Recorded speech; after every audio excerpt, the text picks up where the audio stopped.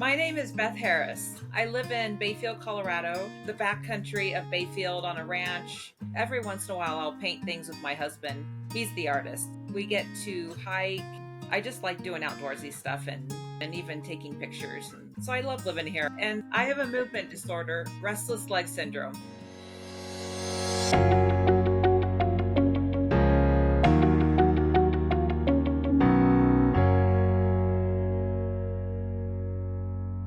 Beth, you're a very active person. You have lots of hobbies. And I wanted to find out how having restless leg syndrome has impacted your ability to continue with these hobbies and these activities you have been engaged in. The schooling, I'm actually having to do an extension on that because the restless leg has just gotten really bad. And so my doctor, I go to a restless leg specialist, and she is trying to find what meds will work for me. And so it's really caused kind of a lot of like fatigue and things like that, and head fog and things. But I think we're getting it worked out. And so hopefully I'll be able to continue school again because it's just hard to do school when you're always tired and head fog.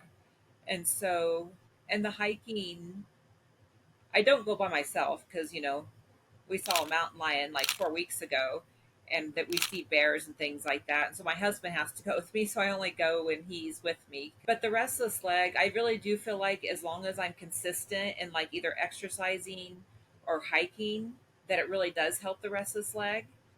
And and sewing, I don't think it really affects that so much unless I get restless leg while I'm trying to sew because of sitting there, because it's really hard to just sit when I get the restless leg. And Beth, when the symptoms started, did you know what they were and how did you eventually get a diagnosis? I was around 30, I think, when I started getting symptoms. And I went to the doctor, and I don't think she really like diagnosed me with restless leg, but because I don't know. I don't know if it was like a well known thing back then. Like it's not as well known, I guess, even now.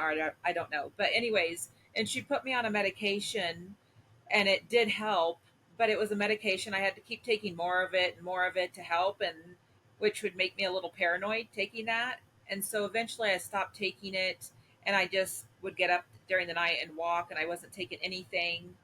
And so it would definitely keep me up at night because I didn't really understand what was going on until I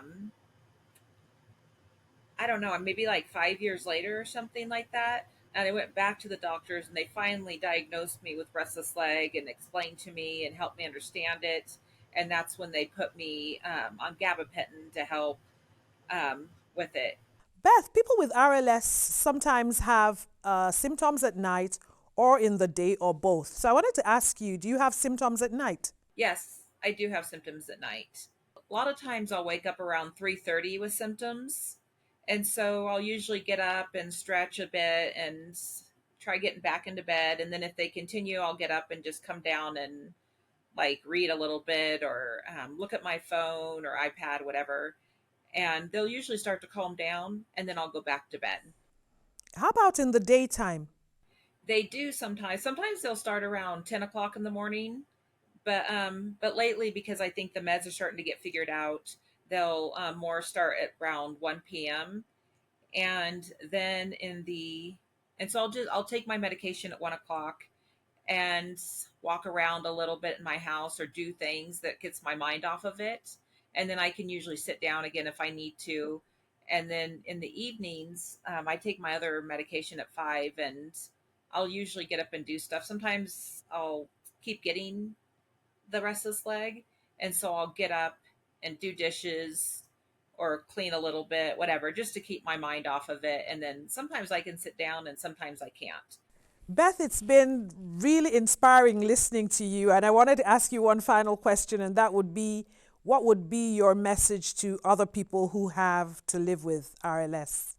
Definitely go to a doctor and get treatment because it's totally worth it. It helps. Just staying positive about it. And I feel like that helps with the symptoms and getting out and doing things and being consistent with that, and not just like letting it control you, but being in control of it and letting just being positive. about things, it really helps. I think of having a positive mood, it helps with the restless leg and just living with it.